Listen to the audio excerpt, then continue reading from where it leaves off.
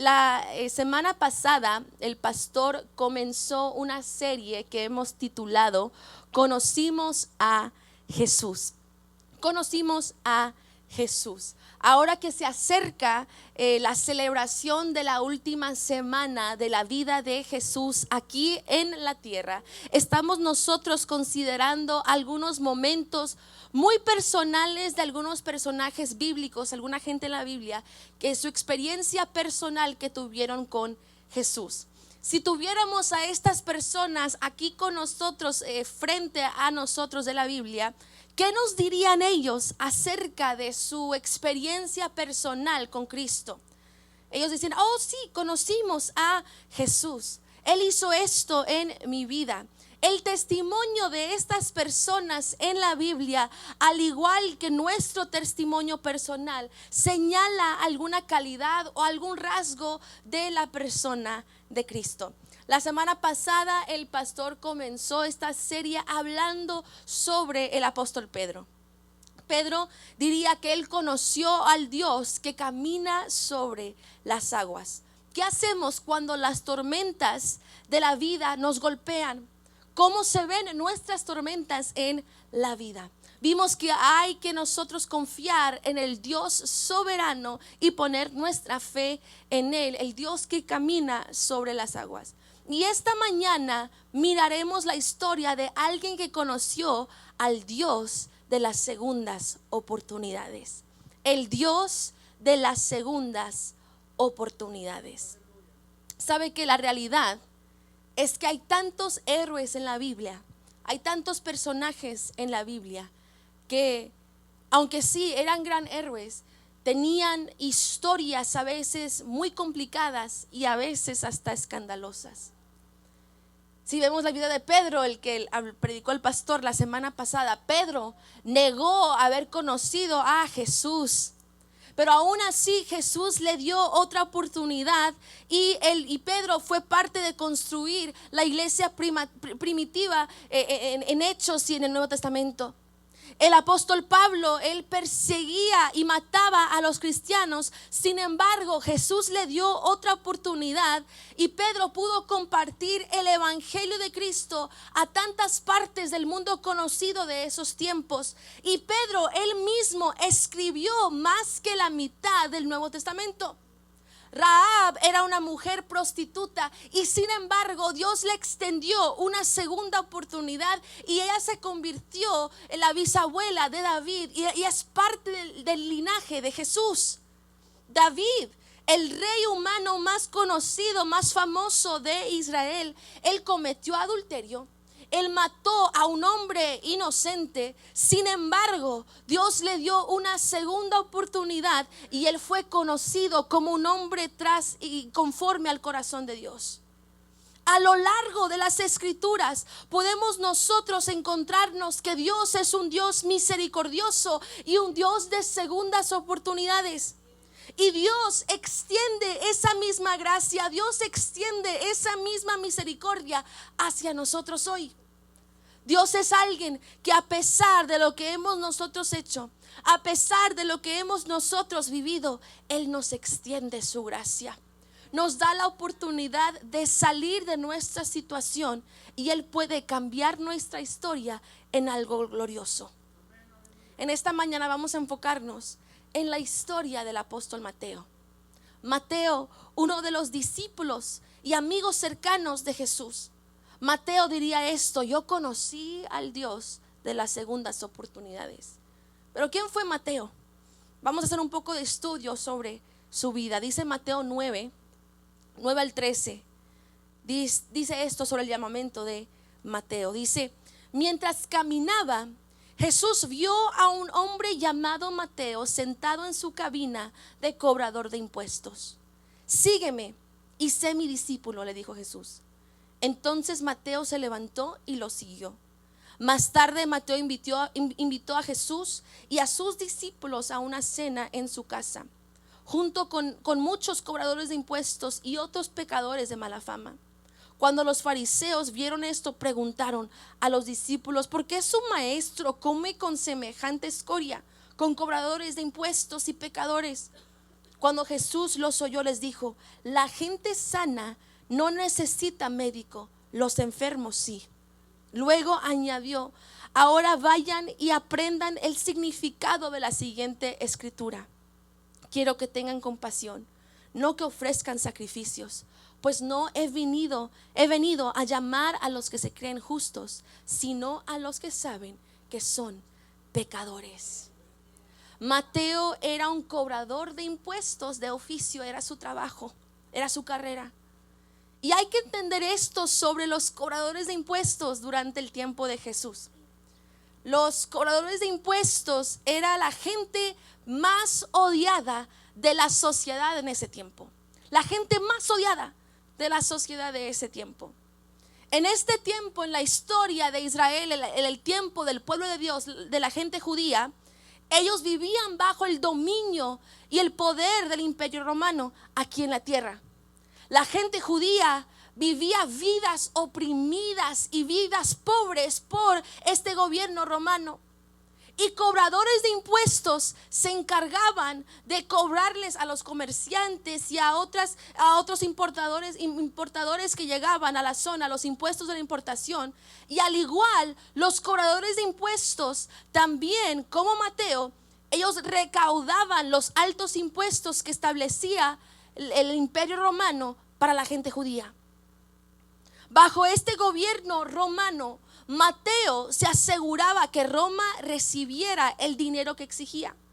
Entonces, los cobradores de impuestos eran gente judía que trabajaba para el imperio romano, los que los estaban dominando, los que los estaban oprimiendo. Entonces la gente judía odiaba a los cobradores de impuestos. Mateo era un judío que servía a Roma y los hacía a los romanos más ricos, pero a ellos, a su propia gente, a su pueblo judío, más pobres. Además, también cobradores de impuestos tenían la fama y la reputación de que no solo recaudaban los impuestos que el gobierno romano exigía, sino que muchos también cobraban impuestos personales. Ellos cobraban de más y se quedaban con un dinero extra como una comisión personal. Entonces, cobradores de impuestos, así como Mateo, eran judíos que los odiaban su propia gente, los odiaban los romanos porque eran judíos. También ellos trabajaban para este gobierno romano, hacían a los romanos más ricos, pero a los judíos más pobres, y engañaban y le robaban dinero a su propia gente. Gente como Mateo eran señalados como la basura de la sociedad debido a su pobre carácter moral. Y en su sociedad hasta ni se permitía que el testimonio de un recaudador de impuestos se introdujera en un tribunal de justicia, porque nadie confiaba en este tipo de personas. Su reputación era que eran mentirosos y que vivían vidas solamente para sí mismos.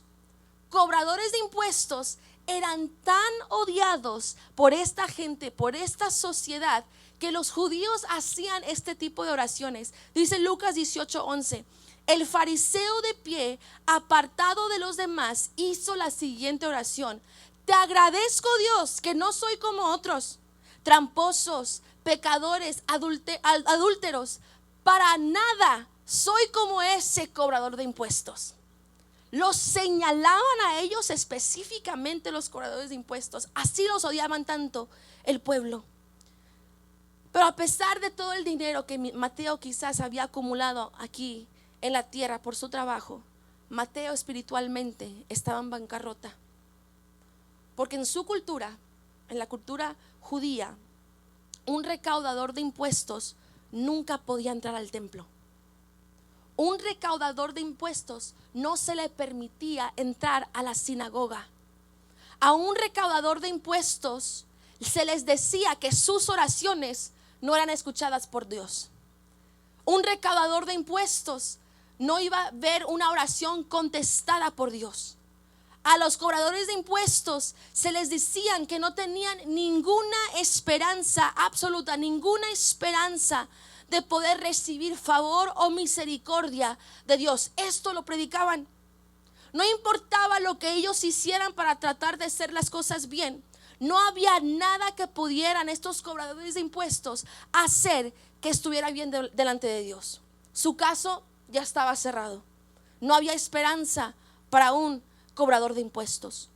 No había nada que podían hacer. Ya estaban muy lejos de la redención. Me imagino que para Mateo esto ya estaba dentro de su mente cuando él trataba de acercarse a Dios y la fe. Él ha de haber pensado: es demasiado tarde para mí. No hay nada que yo pueda hacer para que las cosas puedan ser diferentes. Yo no tengo oportunidad de ir al cielo. Voy a conseguir todo lo que yo pueda aquí en la tierra con riquezas materiales, porque cuando esto termine, cuando me vaya de esta tierra, literalmente habré que pagar con el infierno. Este era Mateo. Este era Mateo. Pero luego entró Jesús. Luego entró Jesús. Sabes, Jesús te ama tanto, aun cuando nadie cree en ti, aun cuando todos te abandonan y te rechazan por tus errores, aun cuando tú mismo te tachas por tu culpa y el pecado que quizás tú traes. Jesús no lo hace.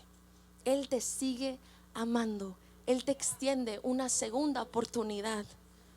Dice Lamentaciones 3, 21 al 23. No obstante, aún me atrevo a tener esperanza cuando recuerdo lo siguiente: el fiel amor del Señor nunca se acaba. Sus misericordias jamás terminan. No importa tu pasado, no importa tu pecado, no importa lo que tú has hecho, sus misericordias hacia ti jamás se terminarán. Sus misericordias jamás terminarán. Grande es su fidelidad. Sus misericordias son nuevas cada mañana. Este es el Dios de las segundas oportunidades, iglesia. Jesús entró a la vida de Mateo y con solo una palabra: sígueme. Con solo una palabra, todo sobre la vida de Mateo cambió. Todo sobre la historia de Mateo cambió con solamente una palabra. Es increíble cómo pueden cambiar nuestras vidas. El testimonio de Mateo nos dice: conocí al Dios de las segundas oportunidades.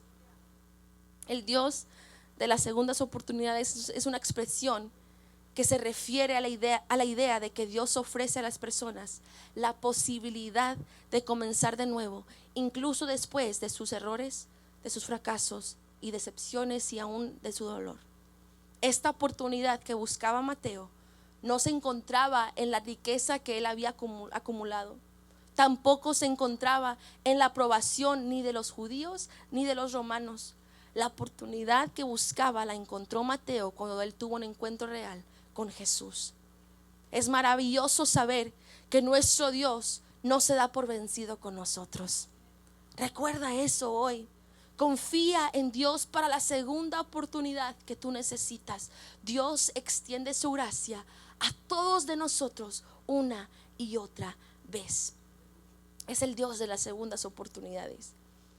Y hay algunas verdades en la historia de Mateo que nos pueden ayudar a entender las segundas oportunidades que Dios nos da. Primeramente, las segundas oportunidades de Dios nos encuentran donde estamos. Las segundas oportunidades de Dios nos encuentran donde estamos. Dice Mateo 9:9. Dice: mientras caminaba, Jesús vio a un hombre llamado Mateo sentado en su cabina de cobrador de impuestos. Sígueme y sé mi discípulo, le dijo Jesús. Entonces Mateo se levantó y lo siguió. ¿Sabes lo interesante de esta historia? No es que Mateo buscaba a Jesús. Mateo no buscaba de Jesús. Jesús, él había estado predicando en la ciudad de Mateo. Jesús estaba dentro de la ciudad de Mateo haciendo milagros y haciendo cosas extraordinarias. Mateo no buscaba de Jesús. Un poco antes de esta historia de que Jesús habló a Mateo, él había sanado a un hombre paralítico que sus amigos lo bajaron por un techo. Eso pasó dentro de la ciudad de Mateo. Mateo conocía de Jesús. Él había escuchado de quién era, sabía quién era Jesús, lo había escuchado, sabía de sus milagros, sabía de que él predicaba, sabía que las multitudes se acercaban para ver a Jesús, pero Mateo sabía que él no merecía la atención de Jesús. Mateo no fue a buscar a Jesús, pero Jesús vino a buscar a Mateo. Cuando dice que Jesús vio a Mateo, no está hablando solamente de algo simple, algo casual, una mirada física, una mirada casual. Claro, Jesús puede ver, pero Jesús miró más allá que la persona física. Jesús es omnisciente, Él lo conoce todo, Él es Dios. Entonces Jesús sabía en realidad quién era Mateo. Jesús conocía de su trabajo, Jesús conocía de sus errores, Jesús conocía por quién él trabajaba, Jesús conocía todo de él, y aún así Jesús se le acercó y fijó su atención en Mateo. Cuando la gente miraba a un traicionero, cuando la gente miraba a un ladrón, cuando los romanos solamente miraban una herramienta que podían usar para su beneficio, cuando quizás Mateo mismo se veía como una decepción, Jesús vio a un hombre que solamente necesitaba una segunda oportunidad. Jesús vio a un hombre que solamente necesitaba de su misericordia y de su gracia. Jesús no lo abandonó, al contrario, Jesús tomó a Mateo bajo su cobertura y lo discipuló para que pudiera convertirse en un canal de bendición para los demás. Y así como Jesús vio a Mateo, Jesús también te ve a ti. Él te entiende. Él te entiende profundamente. Él te conoce. Él te ve. Aún dentro de tus fracasos y de tus cargas, Jesús te ve y Él te está llamando. Dice Salmo 139, 1 al 6. Oh Señor, has examinado mi corazón y sabes todo acerca de mí. Sabes cuando me siento y cuando me levanto. Conoces mis pensamientos aun cuando me encuentro lejos. Me ves cuando viajo y cuando descanso en casa. Sabes todo lo que hago. Sabes lo que voy a decir incluso antes de que lo haga, de que lo diga, Señor.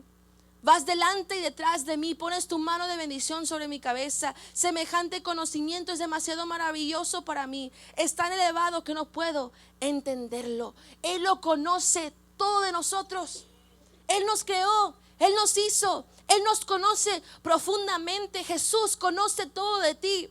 Sí, Él conoce las partes bonitas, pero también esta idea implica que Jesús también conoce aún las partes más feas y no buenas de mí. Aún las cosas que pensamos que escondemos de los demás y que nadie ve, Dios las ve. Él las conoce.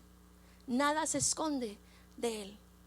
Y aún así, aún Dios conociendo las partes que no son tan buenas de mí, aún Dios conociendo quizás las partes feas, aún Dios conociendo mis errores, aún Dios conociendo mis fracasos, aún Dios conociendo mis actitudes, aún así Él me ama y Él me llama. Dice Romanos 5:8, pero Dios mostró el gran amor que tiene al enviar a Cristo a morir por nosotros cuando todavía éramos pecadores. Aún cuando éramos pecadores. No dice hasta que después de que tú cambiaras. No, aún antes de que tú cambiaras, aún antes de tus esfuerzos para cambiar, aún antes de tener todo resuelto, aún en tu estado pecaminoso, Jesús te amó y Él murió por ti. Jesús en su amor y en su tierna misericordia nunca nos abandonará. Incluso cuando vengo ante Él con la ropa más sucia, el Señor nunca nos dejará. No importa el estilo de vida que hayamos vivido, Cristo no vino a llamar a los justos al arrepentimiento, sino a los pecadores que necesitan de su gracia y de su misericordia. Al acercarnos al Señor en nuestro estado pecaminoso, Él nos llevará consigo y nos transformará, convirtiéndonos así en un faro de su gloria, para que todos los que nos vean puedan saber que el Dios verdadero es el que nos llama. Dice Apocalipsis 3:20, mira, yo estoy a la puerta y llamo. Si oyes mi voz y abres la puerta, yo entraré y cenaremos juntos como amigos. Jesús está a la puerta. Jesús te está buscando, aún mucho antes de que tú lo busques, aún mucho antes que tú fijes su atención sobre Él. Él ya te vio a ti, Él ya te estaba buscando a ti, Él ya te estaba llamando, Él está a la puerta, Él está tocando. Esta segunda oportunidad está a tu alcance, Él te ve. Sin importar el estado en el que te encuentres, la segunda oportunidad está disponible si la aceptas. Jesús ya te la está ofreciendo. Cuando nos acercamos a Él, Él nos tomará bajo su cobertura, nos quitará todo el polvo, todo lo que nos ensucia, y nos vestirá con una nueva vestura de su justicia.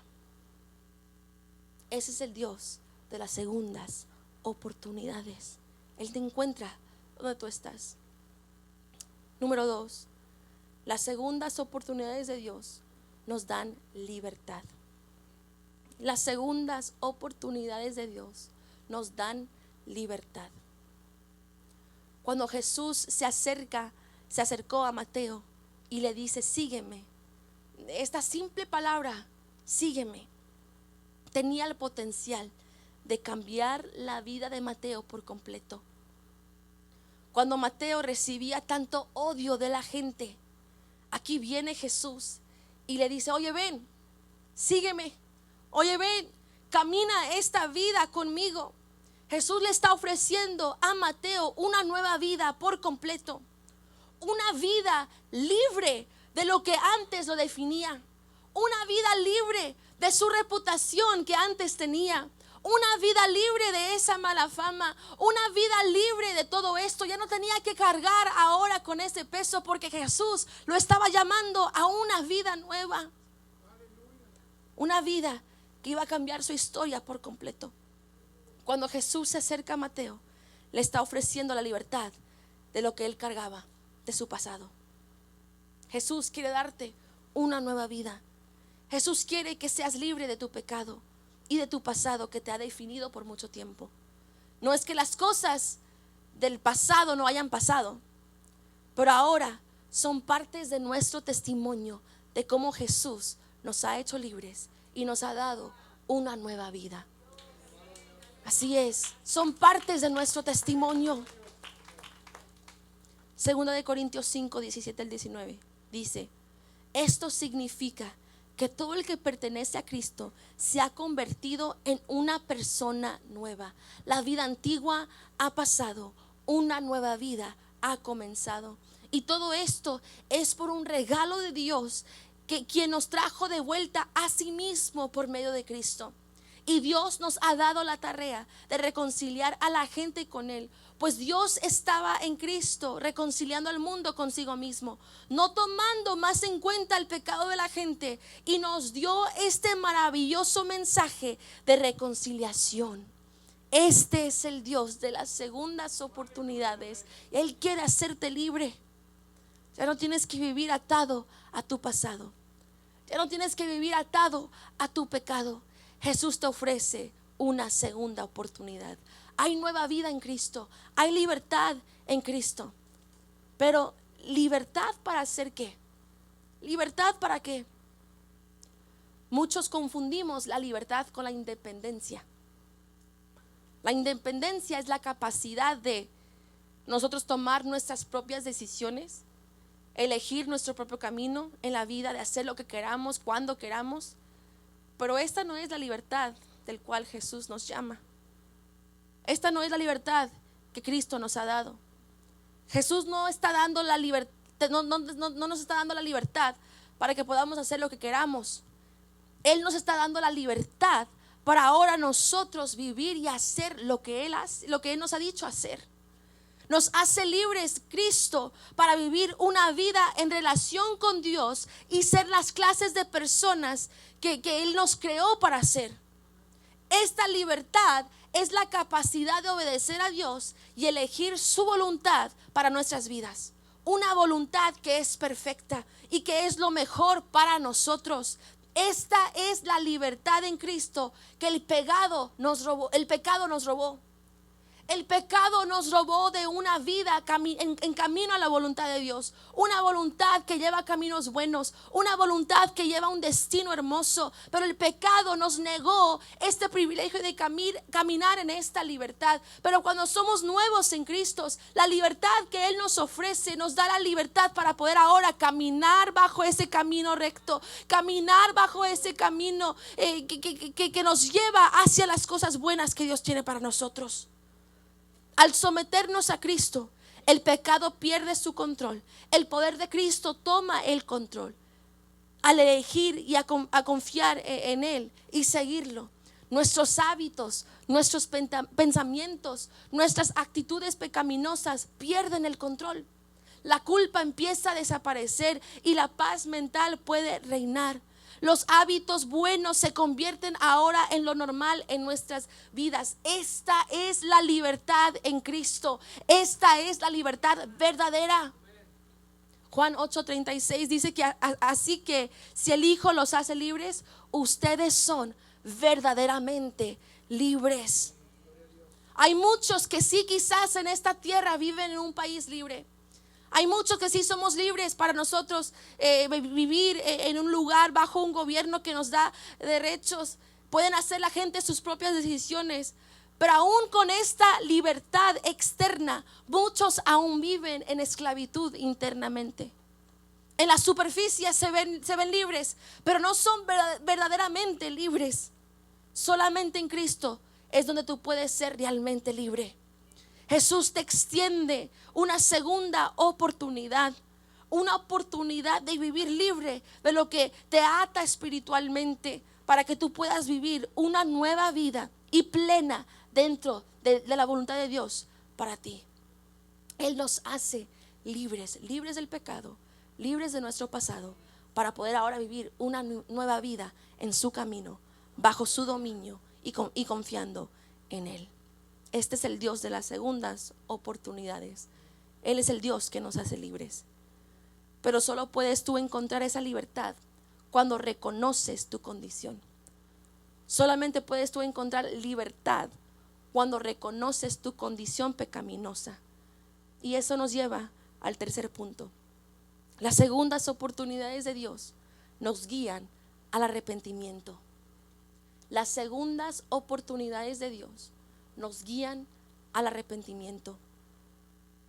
Si tú no te ves como un pecador, no vas a reconocer tu necesidad de un Salvador. Si tú no te ves como un pecador, no vas a reconocer tu necesidad de un Salvador y no vivirás esta vida en libertad. Después de que Mateo es llamado por Jesús, él inmediatamente deja todo y sigue a Jesús. Él deja su puesto y empieza a seguir a Jesús.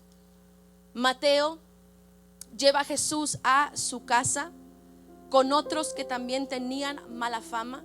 Recuerda, Mateo no tenía muchos amigos buenos porque el círculo donde se encontraba, todos eran pecadores, todos eran cobradores de impuestos, porque los demás los odiaban. Entonces sus amigos cercanos eran otros pecadores y otros cobradores de impuestos.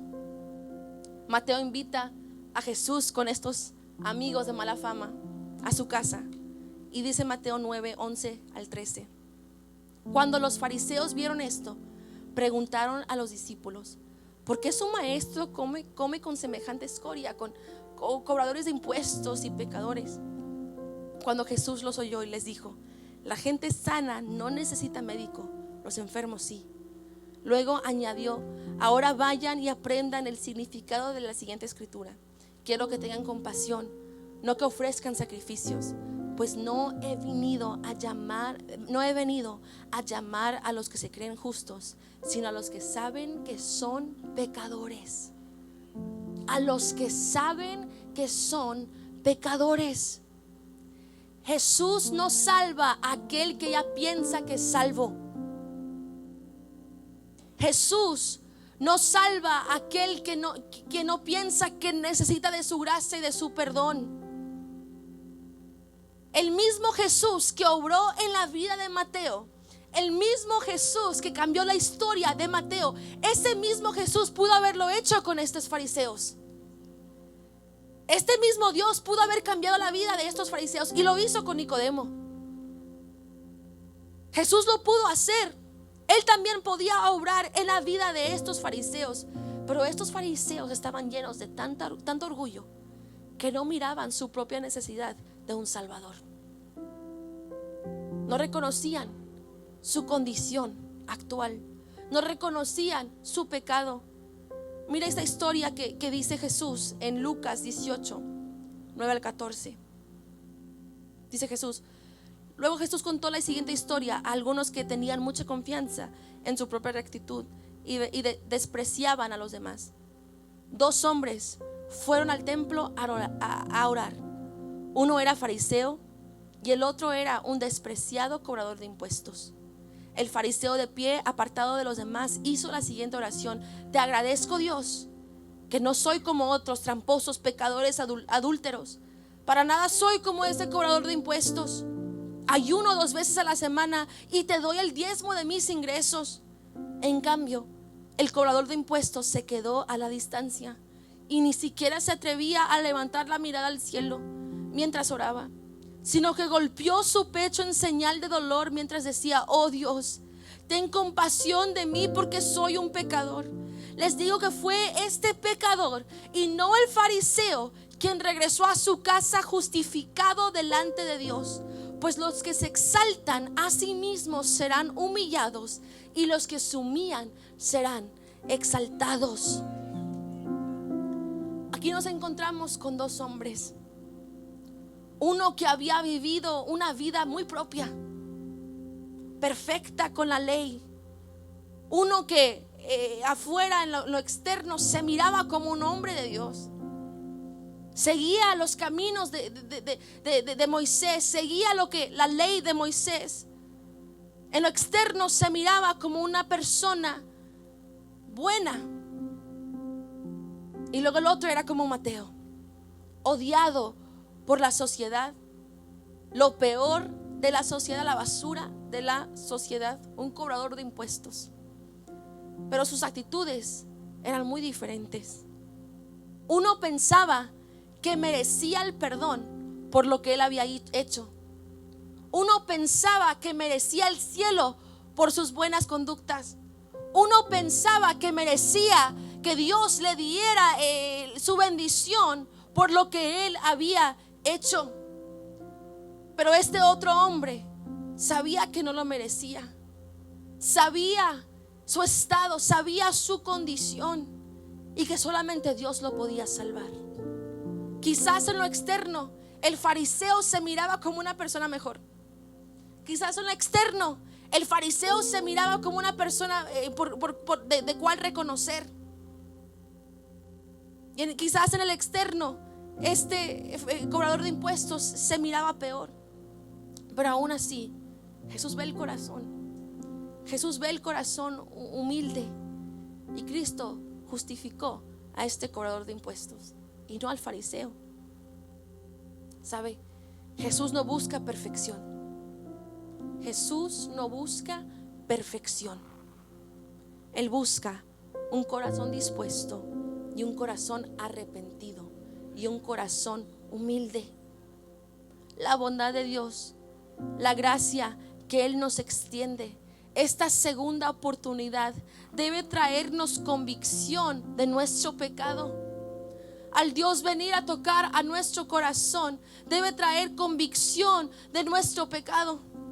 Dice Romanos 2:4: ¿no te das cuenta de lo bondadoso, tolerante y paciente que Dios es contigo? ¿Acaso eso no significa nada para ti? ¿No ves que la bondad de Dios es para guiarte a que te arrepientas y abandones tu pecado? Jesús está buscando que nos arrepentamos de nuestro pecado y lo abandonemos.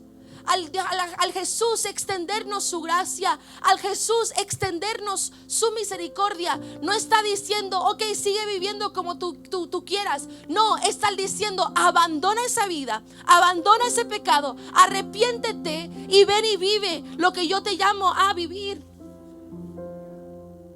La segunda oportunidad de Dios nos debe traer convicción de nuestro pecado y llevarnos al arrepentimiento.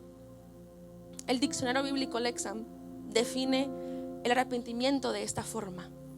Dice esto: el arrepentimiento se refiere a un evento en el que el individuo alcanza una nueva comprensión divina de su comportamiento y se siente obligado a cambiar ese comportamiento y comenzar una nueva relación con Dios. El arrepentimiento implica un cambio que se debe de ver dentro de nosotros. Implica examinarnos nosotros mismos de nuestra condición pecaminosa. El arrepentimiento lleva a la salvación. El arrepentimiento lleva a la salvación. La Biblia claramente dice que todos somos pecadores. Todos somos pecadores. Y es tiempo de realmente examinarnos. Si tú quieres vivir una vida libre de la culpa, si tú quieres vivir una vida libre de tu pecado, hay que reconocer tus errores. Arrepiéntete. Dile a Dios: me equivoqué. Dios, yo he fallado. El arrepentimiento, esa perspectiva, esa mentalidad lleva a la salvación, porque reconoces tu necesidad de un Salvador. Eso lleva a la libertad. Dios es el único que puede traerte paz. Él es el único que puede borrar tus errores. No puedes hacerlo solo. No puedes esconderlo. No puedes solamente guardarlo. No, Dios es el único que puede en verdad borrar tus errores. Ninguna cantidad de cosas buenas puede cubrirlo. No seas como ese fariseo orgulloso que no reconoció su necesidad de un Salvador. Necesitas de Dios. Necesitamos de Dios. Arrepiéntete, reconoce tus errores, porque Él es el único que puede salvarte y transformarte. El Dios de las segundas oportunidades nos llama a arrepentirnos. Vamos a ver unos cuantos puntos sobre el arrepentimiento. Número 1, el arrepentimiento es un mandato. Es un mandato, no es una opción. El arrepentimiento lleva a la salvación. Hechos 17, 30 y 31 dice esto: Él manda que todo el mundo en todas partes se arrepienta de sus pecados y vuelva a Él. Pues Él ha fijado un día para juzgar al mundo con justicia por el hombre que Él ha designado. Y les demostró a todos quién es ese hombre al levantarnos de los muertos. Dios llama a todos al arrepentimiento, porque el arrepentimiento es lo único que lleva a la salvación. No es una opción. Hay que reconocer nuestro estado pecaminoso. Número 2, el arrepentimiento implica un cambio de perspectiva. Implica un cambio de pensamiento, un cambio de cómo vemos el pecado y las cosas. Estás reconociendo que estabas equivocado y que Dios ahora tenía la razón en todo. ¿Cuántas veces hemos intentado hacer cosas por nuestro propio camino y en fin, cuando nos deja destrozados, decimos: Dios, lo hubiera hecho de tu forma? ¿Por qué? Porque Dios nos creó y Dios sabe lo que es mejor para nosotros. Dios pone límites en nuestra vida, no para hacer malo, sino por nuestro beneficio. Dios pone reglas, Dios pone mandatos en nuestra vida, no porque Él quiere que no hagamos ciertas cosas o porque quiere quitarnos la libertad. No, porque Él sabe, como humanos, porque Él nos creó, Él sabe lo que es mejor para nosotros. Él sabe lo que va a hacer para nuestro beneficio y lo que nos va a dañar. Él lo sabe. Entonces, al arrepentirte, tú dices: Dios, voy a cambiar completamente. Cuando yo antes pensaba que esto era bueno, ahora, Señor, veo que no lo es. Cuando antes yo tenía un gusto para algo, ahora, Señor, lo rechazo. Y ahora, Señor, que hasta me dé asco. Hay que tener un cambio de perspectiva. Cuando verdaderamente nos arrepentimos, podemos nosotros ver este cambio. En realidad, cuando nos arrepentimos, estamos diciendo: necesito yo cambiar, y reconozco que me he equivocado y regreso a los caminos de Cristo. Y número 3, el arrepentimiento implica tristeza por tu pecado. Una tristeza por tu pecado. Para que una persona sea salva, Dios debe convencerla de su pecado. Para que una persona sea salva, Dios debe convencerla de su pecado. Debe comprender la naturaleza de su pecado y cómo lo ha alejado de Dios. Si una persona se permanece orgullosa, morirá en sus pecados. Solo cuando nos damos cuenta de que hemos ofendido a un Dios santo, a un Dios justo, y que nuestros pecados a veces se acumulan hasta el cielo, cuando reconocemos que hemos ofendido a Dios, es cuando podemos verdaderamente acercarnos a Dios con fe. Dice 2 Corintios 7:10: pues la clase de tristeza que Dios desea que suframos nos aleja del pecado y trae como resultado salvación. No hay que lamentarse por esa clase de tristeza, pero la tristeza del mundo, a la cual le falta arrepentimiento, resulta en muerte espiritual. Hay que tener una tristeza, no porque Dios quiere que estemos de mal humor, pero porque reconocemos que hemos ofendido a Dios, porque reconocemos que le hemos fallado. Y esta tristeza no es para condenarnos, es para cambiarnos. Esta tristeza que Dios quiere que sintamos no es para que nos quedemos en nuestra culpa, no, es para que podamos nosotros ahora empezar a vivir la vida nueva que Dios ha establecido para nosotros. Al Jesús extenderle a Mateo esta segunda oportunidad, no le estaba diciendo a Mateo que su estilo de vida ahora estaba bien. No le estaba diciendo a Mateo: ok, yo te perdono, puedes seguir como tú quieras seguir viviendo. No. Al Jesús extenderle esta segunda oportunidad a Mateo, le está diciendo: ahora este estilo de vida no te va a definir. Ahora tu pasado no te va a definir.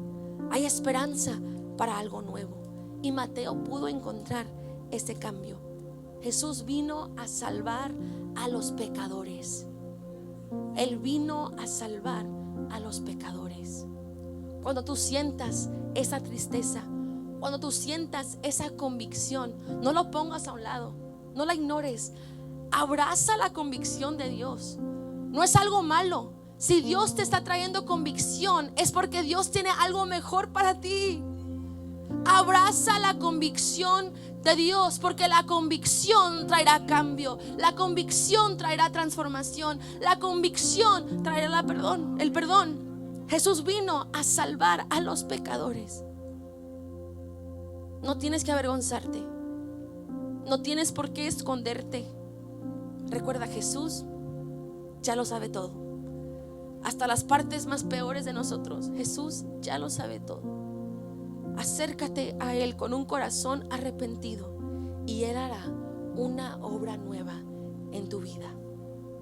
Este es el Dios de las segundas oportunidades. Y estas segundas oportunidades nos ayudan a reconocer que necesitamos de Dios y de su rescate. Póngase de pie en esta tarde.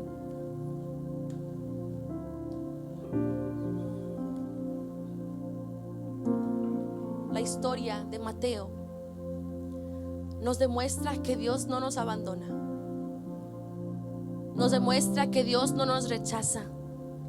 Él ve lo grande que podemos ser. Jesús ve el potencial en nosotros. Aún en nuestro estado pecaminoso, Jesús ve el cambio que puede verse en nosotros. Jesús sabía que la historia de Mateo no tenía que terminar con él siendo solamente un odiado cobrador de impuestos. No tenía que terminar su historia de esa forma. Mateo fue transformado por Jesús, y Jesús lo llama a ser parte de sus 12 discípulos cuando él estaba aquí en la tierra, sus 12 amigos más cercanos. Y Mateo pudo experimentar un gran cambio en su vida. Un cambio tan grande fue el que experimentó Mateo, que Mateo hasta murió por la causa de Cristo.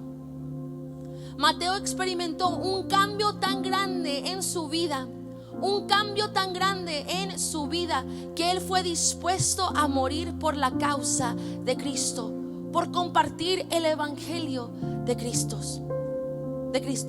Un hombre odiado y ahora un hombre que compartía el evangelio.